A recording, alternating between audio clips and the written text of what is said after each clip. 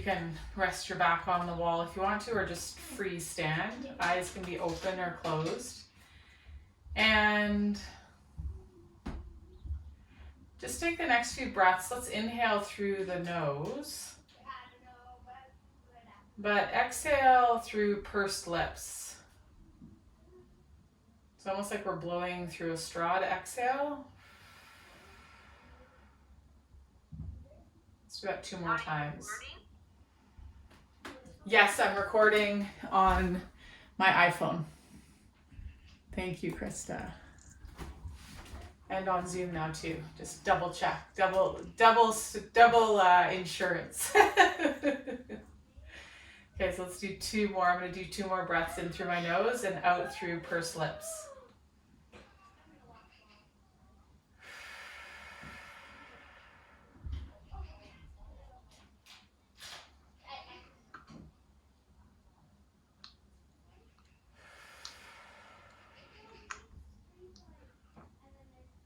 And just as you breathe naturally the next few breaths, notice where your attention goes. Does it go up in your body?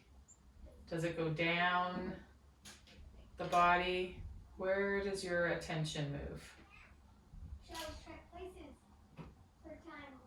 And there's not a right direction that it, ought to go.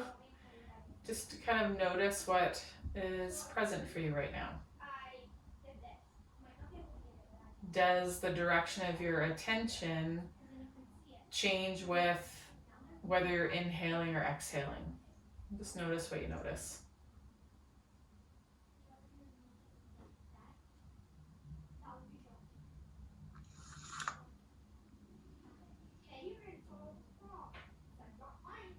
And feeling the tripod of the foot, so the mound of the big toe, the mound of the pinky, and the center of the heel on the floor. I'm going to invite you just to relax the ankles, relax the knees.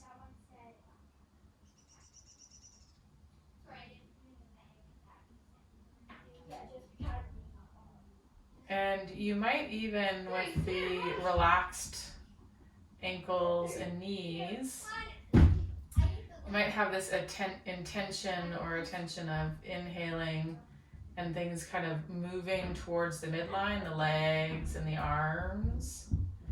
And as you exhale, this kind of rolling away from the midline. It can be super subtle or it could be more pronounced depending on how still or how much you want to move today. Eyes could be open, eyes could be closed.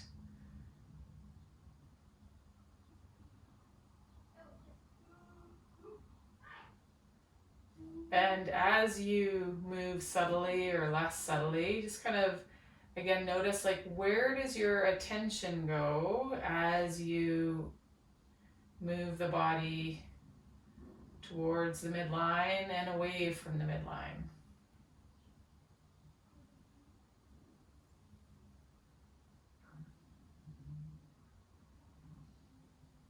What's your sense of how much effort moving towards the midline and away from the midline requires?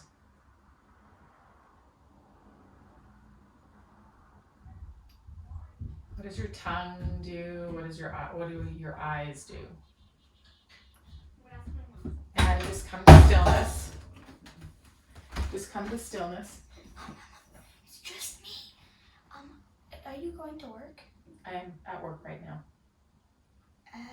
Can I die now? No.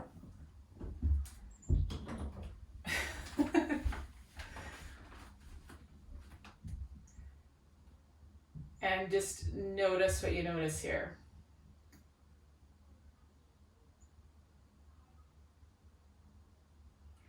We're going to turn we're going to stay where we're standing. And just make sure you're far enough away from the wall or furniture that you can bring your arms just comfortably behind you. And let's bring the right arm up, and we're going to extend the wrist here. So it's like our hand is making a stop sign. And the left hand just can come to the lower right ribs. And all you're gonna do is we're gonna, from the edge of the armpit, we're gonna press that palm forward. So we might feel the shoulder blade kind of come around. We might feel the rib cage want to twist a bit. So we're just gonna slide the shoulder blade around and then bring it back towards the spine. And just notice at what point in the shoulder blades movement that the rib cage wants to start to go. And if it feels good, you can let the rib cage go. If you want to feel a little bit more muscular work or effort, you could resist the rib cage moving.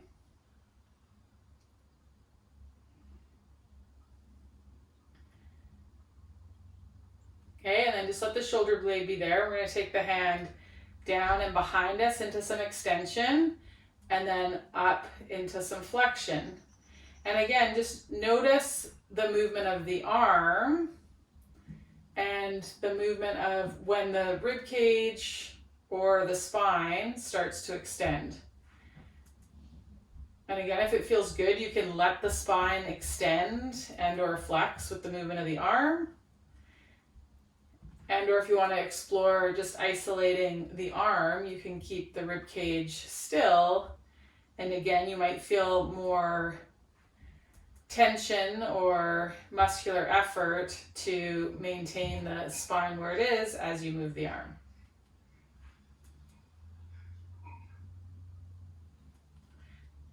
Okay, then we're going to bring it up and we're going to take it out to the side and then across towards the left. So we're going to take the arm out to the right and to the left. And again, just notice, is there a rotation that wants to happen with the rib cage? You can let the rotation happen. You could also resist the rotation. And then we're going to kind of take this abduction, adduction sort of down the body and back up. Okay, and then just relax, let that arm hang. Notice what you notice there, and then we're going to go to the left side, so bringing that wrist into some extension here. And we're going to start just with that stop sign, reaching it forward and back.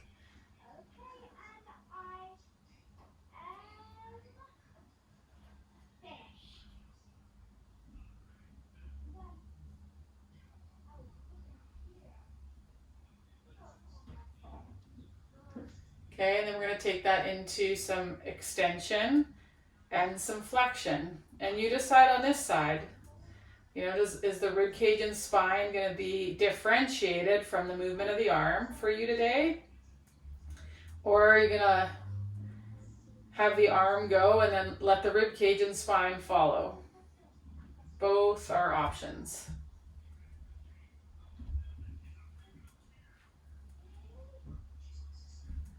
Notice how the weight changes in your feet, or the tripod of the foot.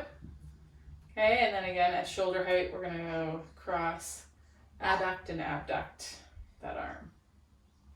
And notice you might find that, protraction, retraction, my rib cage and spine stays pretty quiet. For me, abduction and adduction, I feel like it wants to move a lot sooner than some of the other movements that we did. And then let's just take that hand across. I'm going to let it move today. I'm going to choose for it to move today on this side. Okay, and then just pause and notice how that feels. So we were in wrist extension. Now we're going to go to wrist flexion. So the fingers are pointing down, and we're going to keep that. Think of drawing the palm of the hand towards the armpit.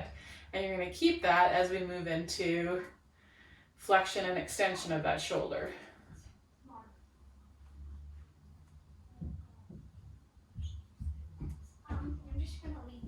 So notice with the change in the wrist, how that changes the corresponding other relationships.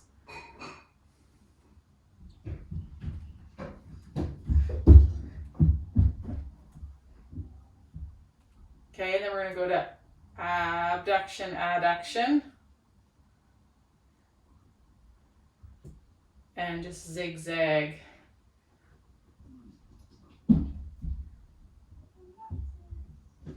Let that arm just hang. Okay, the left side again, finding that wrist extension, and we're just going to draw it down and up.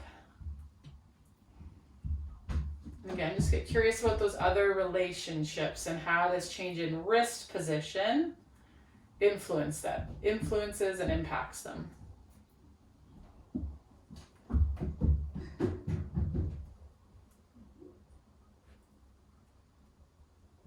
It's like back and forth. Okay, and then we're going to go to some adduction and abduction.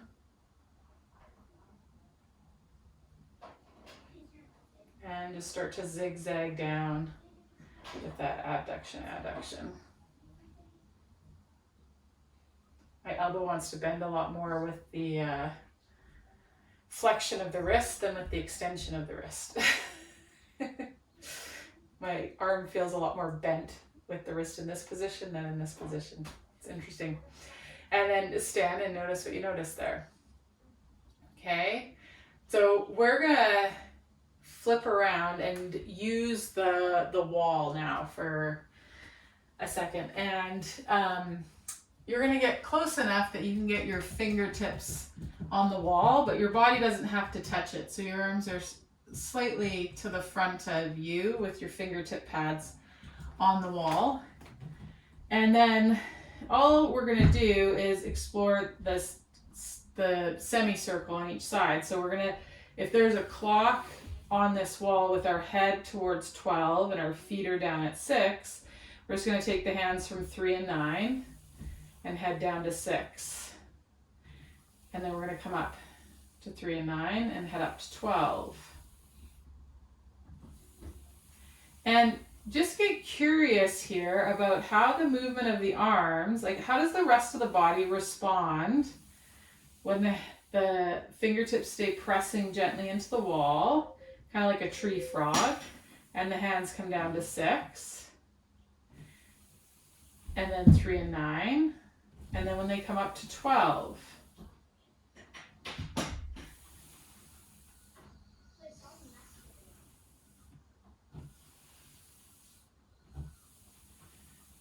Okay, and then just bring the arms to where they're comfortable, wherever that is on the clock for you, and you're going to get a little closer to the wall.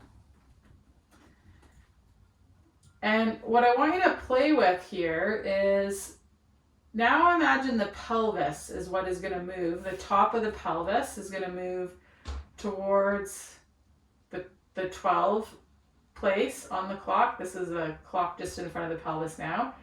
And then the pubic bone is going to move towards it. So we're moving the sit bones down towards the floor, coming into more of a posterior tucked pelvis.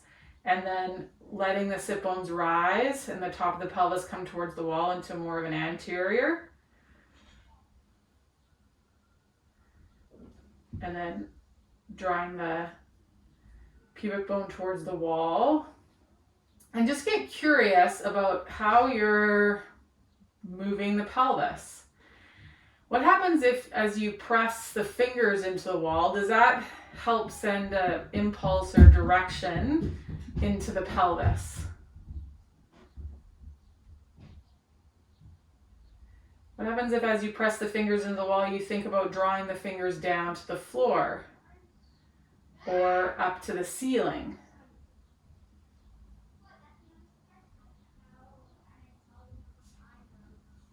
No, there's no message. That's my message.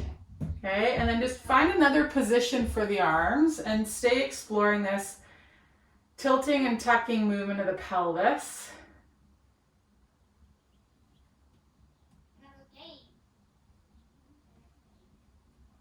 And notice how the arms impact the pelvis.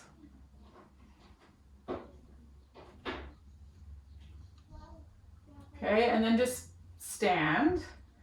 And now I want us to bring our attention up into the rib cage. And just like we did with the pelvis, kind of feel the bottom ring of the pelvis and then the top ring of the pelvis up around the collarbones. Okay, and what happens if we bring the xiphoid process, or the bottom front ring of the rib cage, towards and into the wall? Do you feel how then the top ring of the rib cage moves away from the wall? And then what if we move that xiphoid process away from the wall? And do you feel how the top ring comes towards the wall to the 12 o'clock position? And so just swing the rib cage towards and away from the wall, the top and bottom of it, towards your 6 o'clock and towards your 12 o'clock. And again, start to explore, like, how does the fingertip press into the wall impact that movement of the rib cage? Maybe notice, is it possible to move the rib cage independently of the pelvis? Or maybe you notice that moving the rib cage, you automatically are tucking and tilting the pelvis as well. And so if you notice that the pelvis is still, play with, can they both move at the same time? So as the pelvis goes to 6, can the rib cage go to 12? And as the pelvis goes to 12, can the rib cage go to 6? One round each.